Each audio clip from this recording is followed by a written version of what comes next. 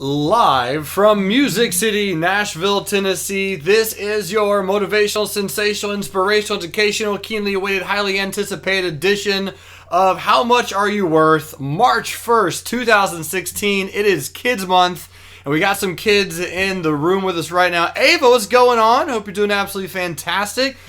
Kids from around the world watching this either live or as a recording in YouTube or somewhere else on the interwebs. Thanks so much for tuning in. I appreciate it. How was your day today? I hope your day was absolutely great.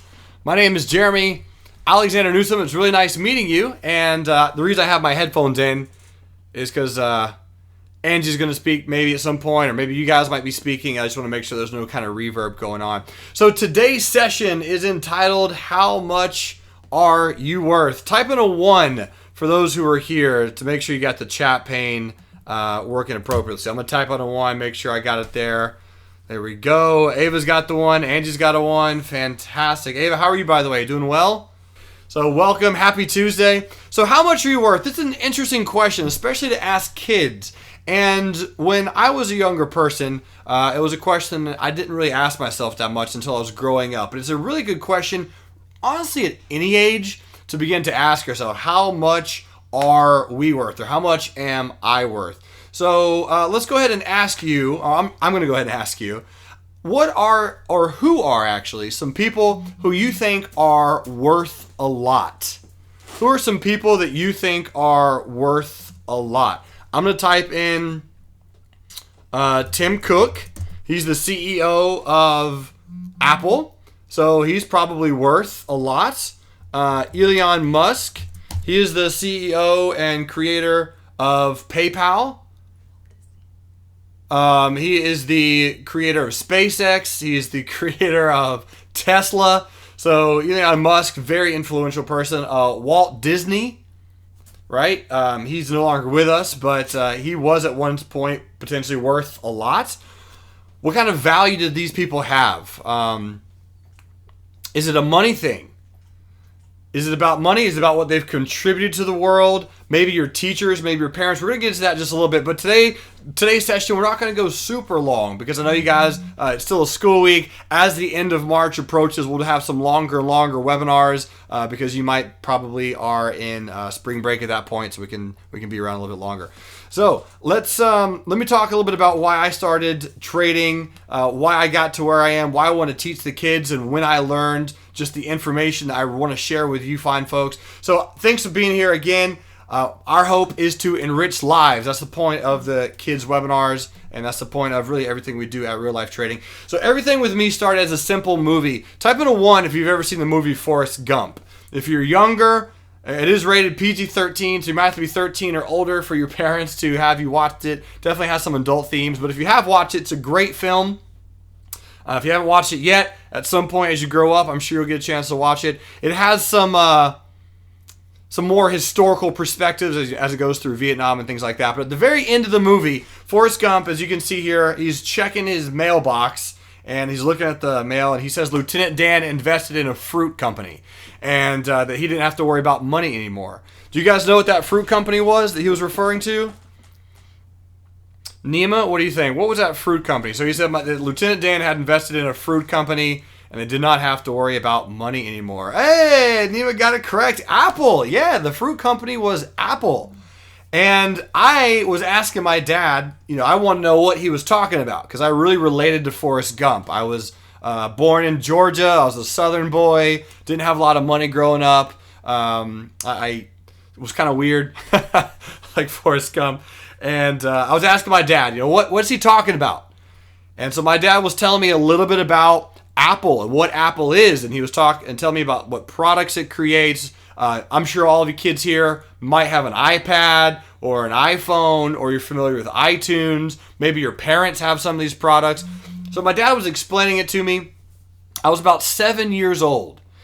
So about first or second grade, somewhere around that time. And there's another fruit company. Who here can give me another fruit company that is actually publicly traded right now, that's on the stock market? Another company that has the name of a fruit. This one might be a little bit of a challenge.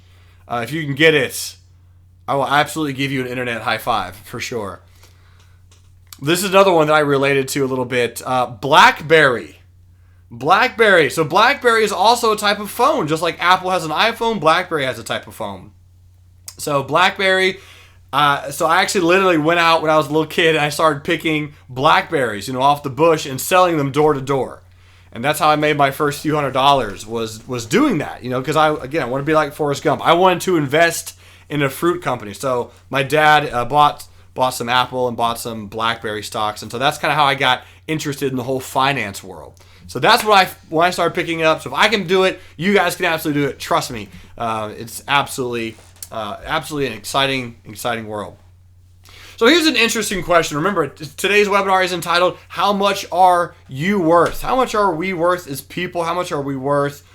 Here's a question, and I'm going to have a poll for this question in just a few seconds. So go ahead and get ready to answer this on a poll. And for those of you who might be watching live or in the recording and can't get a chance to check out the poll, I'll make sure it's in the recording so you can check that out. After school is over, how much are you going to make at your job? What an interesting question, right? So I'm going to go ahead and open this poll up.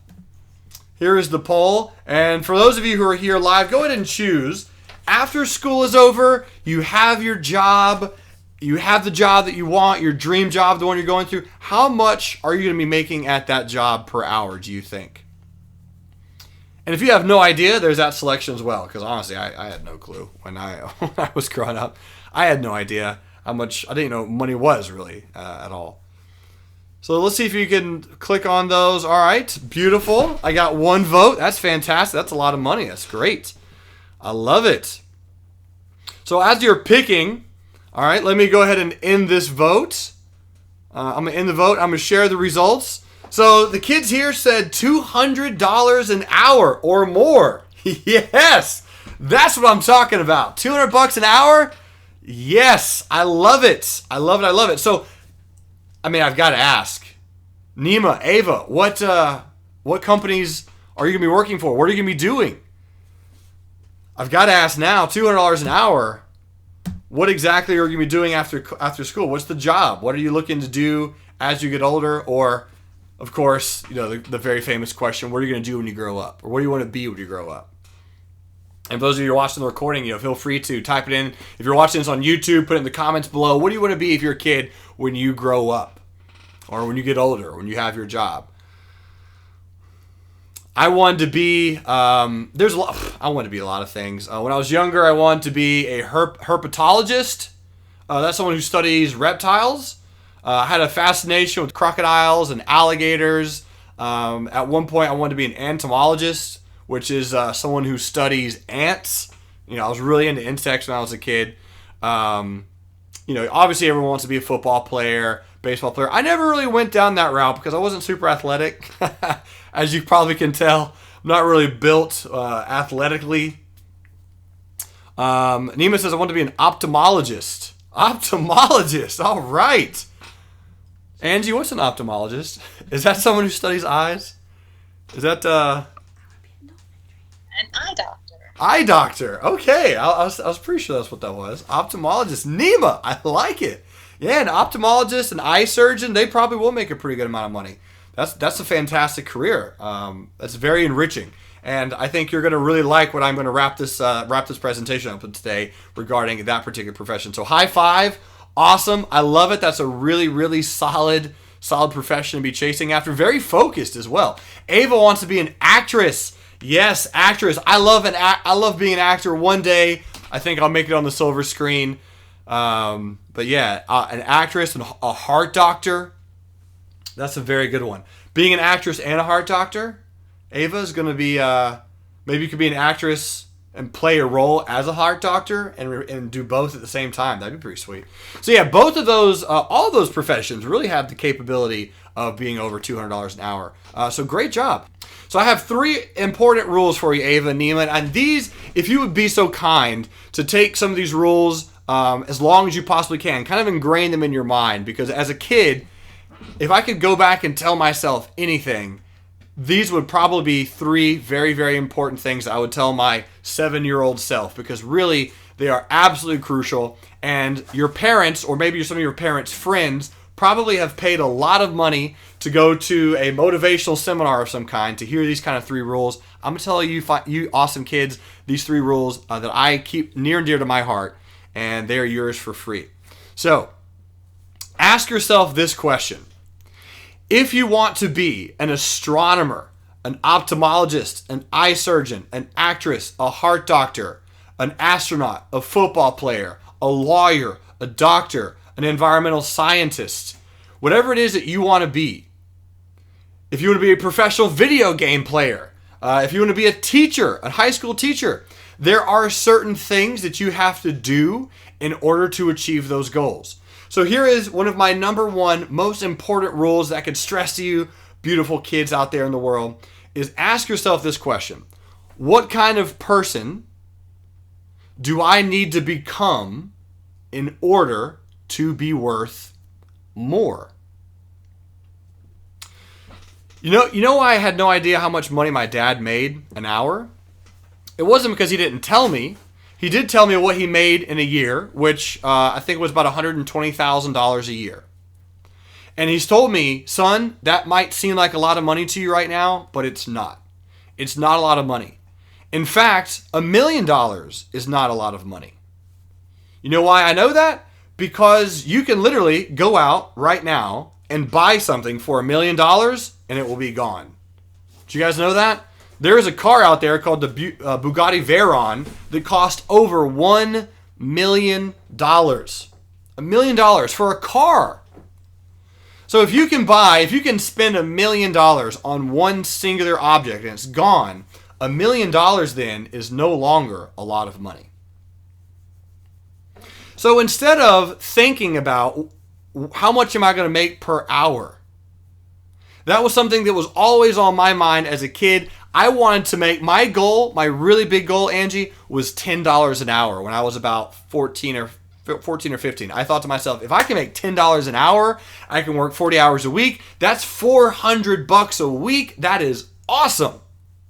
And granted, $10 an hour is a great pay.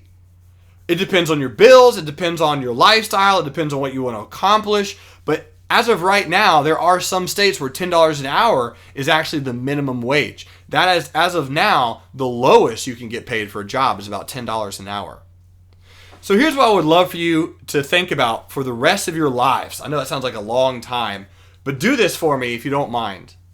Instead of thinking, how much am I going to make per hour as an astronomer or an ophthalmologist or an actress, ask yourself, what kind of actress, what kind of person do I need to become in order to be an astronomer, or in order to be a heart doctor, or in order to be an actress? What kind of person is an actress? What kind of person is a heart doctor? How hard did they have to work to be where they are? And stop thinking per hour.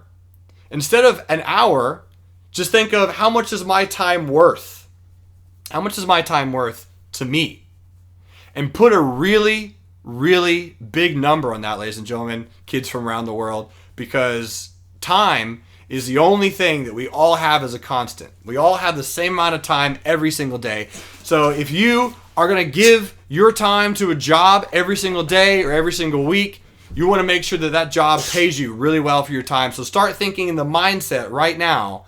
Keep that $200 an hour mindset. Right now, kids, you said, when I get out of college, I'm going to make $200 an hour. Start asking yourself, what kind of person do I need to become in order to make $200 an hour or more? Better yet, how can I become a person that my time is worth $200 an hour to other people?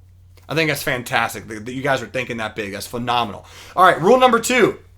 This is going to be a quick one, but a very awesome one to live by, and it will always increase your worth forever and ever and ever. Rule number 2, anytime you need something from someone, offer value rather than demand it. Offer value rather than demand it. Here's what I mean by that. Let's say that you want to borrow the car. Let's say you're 16 years old. Are you all excited about driving? Man, that was my number one thing when I was a kid. Like, the day I turned 16, I'm going to have that driver's license. So think about it like this. If you turn 16 and you want to borrow your parents' car, instead of saying, hey mom, hey dad, can I have the car? I'm going to go out and drive for a little bit. That is taking value from someone else, right? They have the car. You want it. If you ask, hey, can I have it? You're demanding something. Instead of doing that, you could simply say, hey mom and dad, how would you like me to go get you something from the store? Now they're thinking, well, how is this person going to give me something from the store? They're going to need to take the vehicle. That's okay. If you're ever asking a job, a boss, a parent, a teacher, hey, parent, teacher, boss, person, can I have this? Instead of saying, can I have this, think in your mind, how can I make this a valuable opportunity for that person? So instead of saying to teacher, hey, can I go have a break for recess? Ask the teacher, hey teacher, do you mind if I clean your room? Or help you clean the room after school? That's providing a value. And if the teacher sees that you're working really hard, they see that you're cleaning the room after school, they honestly feel that you've given them value, and they'll be happy to give you something in return. And when they happily give you something in return, it will increase your wealth. That's what very, very wealthy people do. They do not demand things from others. They simply ask. Instead of demanding, they give a value to someone in return. Awesome. All right. That's my second rule. Third one's going to be even quicker. You kids ready for this one? This is fantastic. I know kids really love the number 1 million. I love the number 1 million. I think it's a great number. As I was mentioning earlier, a lot of people think $1 million is a lot of money. It's not. All right. So number 3, this is going to be a quick rule. One of my really big favorite ones. Pretty simple. And this is how we're going to end. So again, kids who are here live and who are watching the recording, thank you so much for this. I really appreciate you giving me your time. I truly do. Just talked about how valuable time is, and I cherish your time being here. So my third final rule for the day about how much you're worth. If you want to make $1 million in this lifetime, children, regardless of how you want to do it, whatever job it is, actress, football player, baseball player, if you want to make $1 million in this world, find a way to help 1 million people. Remember I mentioned don't demand things, add value to them. So instead of demanding money from people, so demanding money from a boss, demanding money from parents, demanding money from teachers, instead of that, simply add value to their life and simply say, how can I help 1 million people as an actress? Right? If you want to help 1 million people as an actress, teach 1 million other people how to act, or enrich, or help another 1 million people and really enjoy your character and find bliss and happiness. If a doctor is a heart doctor, find a way to help 1 million people. 1 million people with their hearts, you'll make $1 million. So that's just my third and final rule. If you want to make $1 million in this world, find a way to help 1 million people, and you will do just that. Always think about giving value to others, because that is truly how you build worth in yourself. Kids from around the world, thanks so much for watching this and being here live. I really do appreciate, again, your time, for being here on this random Tuesday night when no other kid in the world is doing this. You absolutely rock. You are amazing. Thank you for being here. And I will see you for our next webinar. And until then, remember, love life, live life, and trade it. I'll see you later, kids.